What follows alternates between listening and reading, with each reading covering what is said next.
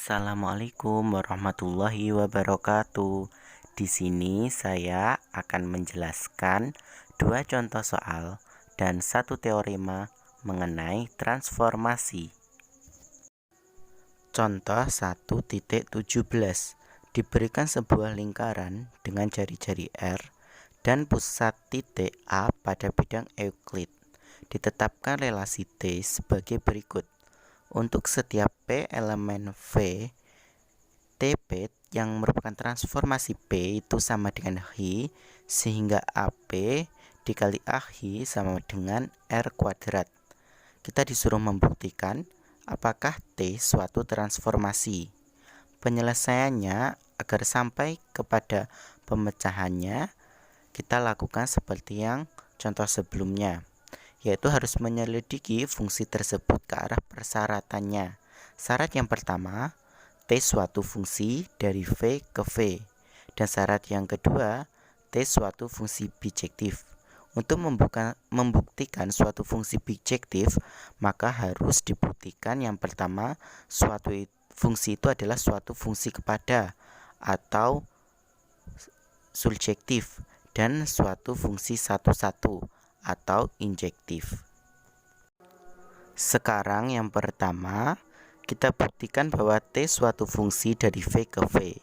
Ambil sembarang titik P, kedudukan P terhadap lingkaran dan titik pusatnya memiliki 4 kemungkinan, yaitu P sama dengan A, P tidak sama dengan A tetapi di dalam lingkaran, P pada lingkaran, dan P di luar lingkaran.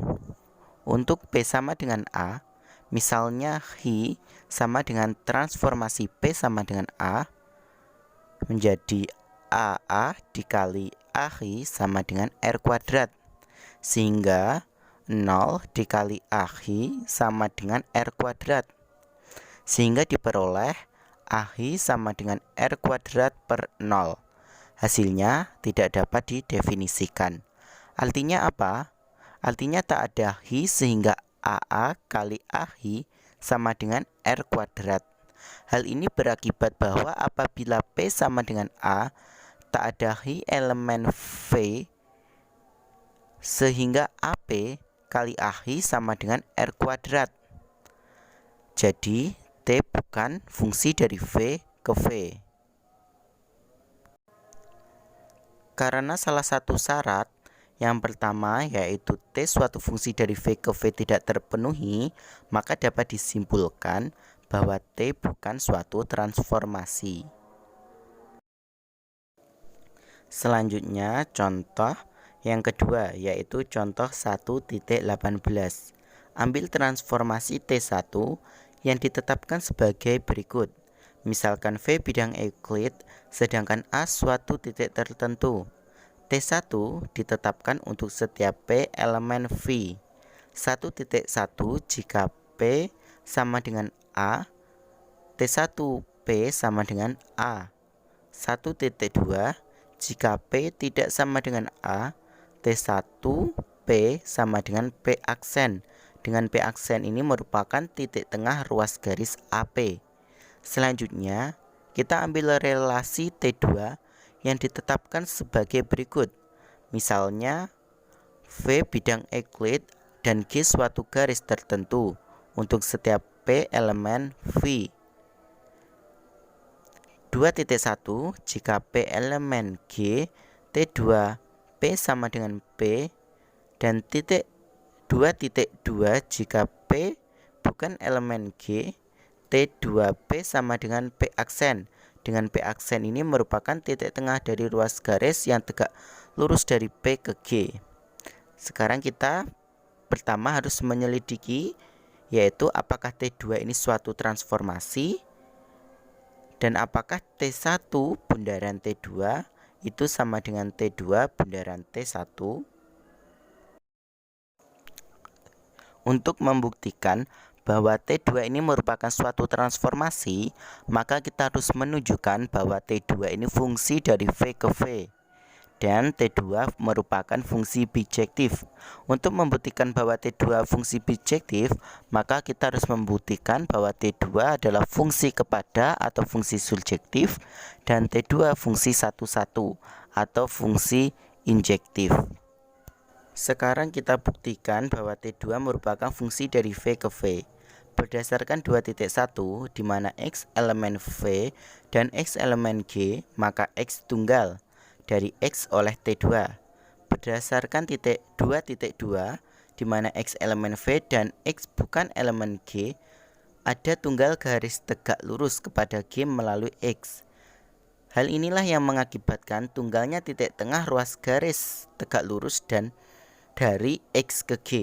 Jadi, untuk X elemen V dan X bukan elemen G, ada tunggal peta anggota V yang memenuhi 2.2. Jadi, dapat disimpulkan bahwa T2 suatu fungsi dari V ke V. Sekarang kita buktikan bahwa T2 fungsi bijektif. Kita buktikan dulu bahwa T2 adalah fungsi kepada atau fungsi subjektif. Ambil sebarang Y elemen V, apabila Y elemen G, ada prapeta Y oleh T2. Apabila Y bukan elemen G, ada tunggal garis L yang tegak lurus dengan G melalui Y. Misalnya N sama dengan G gabungan L. Akibatnya ada garis NY yang menyebabkan ada ruas garis NX sehingga Y sama dengan NX dan YN sama dengan XY. Dari uraian ini ada X sehingga YX tegak lurus dengan G dan Y sama dengan TX. Jadi T2 ini merupakan fungsi kepada atau fungsi surjektif. Lanjutnya kita buktikan bahwa T2 merupakan fungsi satu-satu atau injektif. Ambil dua titik sebarang, misalkan X dan Y yang merupakan elemen V, sehingga X bukan sama dengan Y. Untuk X, Y pada sisi yang berbeda oleh garis G, T2X tidak sama dengan T2Y, sebab T2X dan T2Y terletak pada sisi yang berbeda oleh garis G tadi. Dapat dilihat pada gambar berikut. Untuk X, Y pada sisi yang sama dengan G, dengan XY tegak lurus G. Karena XY tegak lurus G, maka jarak dari X ke G ini dengan jarak dari Y ke G akan berbeda, yang mengakibatkan T2X itu tidak sama dengan T2Y, sebab jarak dari T2X ke G separuh jarak dari X ke G. Sementara itu, untuk jarak dari T2Y ke G separuh jarak dari Y ke G. Perhatikan gambar berikut ini.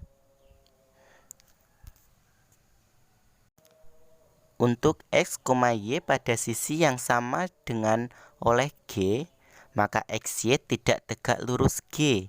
Hal ini yang mengakibatkan ada garis L melalui X tegak lurus G dan garis M melalui Y tegak lurus G. G sejajar L karena T2X elemen dari L dan T2Y elemen dari M serta L sejajar M, maka T2X ini tidak sama dengan T2Y. Dapat perhatikan gambar berikut, sehingga T2 ini merupakan fungsi satu-satu. Karena T2 ini fungsi kepada dan satu-satu, maka T2 pun suatu fungsi bijektif. Dengan demikian, T2 merupakan fungsi dari V kepada V dan bijektif, sehingga dapat disimpulkan bahwa T2 ini dapat disebut sebagai suatu transformasi. Selanjutnya, kita akan membuktikan bahwa komposisi transformasi berlaku sifat komutatif. Ambil semua X sebagai garis G dan sumbu Y sebagai garis yang melalui titik A tegak lurus garis G. Akibatnya, titik A dapat dimisalkan berkoordinat 0, B. Ambil sebarang titik, misalkan X, Y, yang merupakan elemen V. Didapat T1P sama dengan setengah X, setengah B plus Y, yang merupakan titik tengah AP untuk semua P, X, Y elemen V. T2P sama dengan X, setengah Y untuk semua P, X, Y elemen V. Kita pandang yaitu T1 bundaran T2P sama dengan T1 T2P, sama dengan kita substitusikan untuk T2P nya menjadi T1 X, setengah Y sama dengan setengah X, setengah B plus setengah Y. Lalu T2 bundaran T1P itu akan sama dengan T2, T1P sama dengan T2 setengah X, setengah B plus Y sama dengan setengah X, seperempat B plus Y.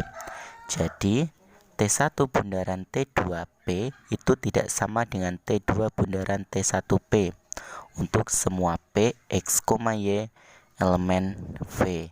Maka dari itu T1 bundaran T2 tidak sama dengan T2 bundaran T1. Akibatnya dapat ditarik kesimpulan bahwa pada komposisi transformasi ini tidak berlaku sifat komutatif. Teorema 1.7. Misalkan diberikan dua buah transformasi T1 dan T2, maka T1 bundaran T2 inverse sama dengan T2 inverse bundaran T1 inverse. Buktinya kita buktikan yang sebelah kiri dulu, yaitu T2 inverse bundaran T1 inverse T1 bundaran T2 sama dengan T2 inverse bundaran T1 inverse bundaran T1 bundaran T2, sehingga diperoleh T2 inverse bundaran epsilon. Lalu diperoleh lagi T2 inverse bundaran epsilon bundaran 2, sehingga T2 inverse bundaran T2 yaitu sama dengan epsilon.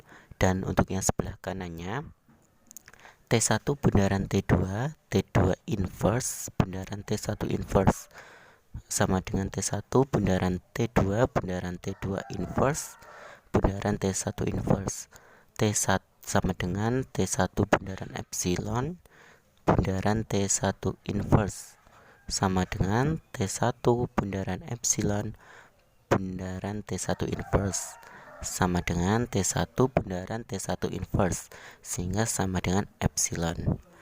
Jadi T2 inverse bundaran T1 inverse sama dengan T1 bundaran T2 sama dengan T1 bundaran T2 sama dengan T2 inverse bundaran T1 inverse sama dengan epsilon.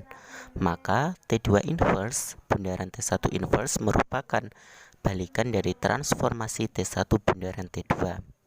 Tentunya dari sini dapat diketahui bahwa transformasi balikan T1 bundaran T2 dituliskan dengan notasi T1 bundaran T2 inverse dan tunggal, yang mengakibatkan T1 bundaran T2 inverse sama dengan T2 inverse bundaran T1 inverse.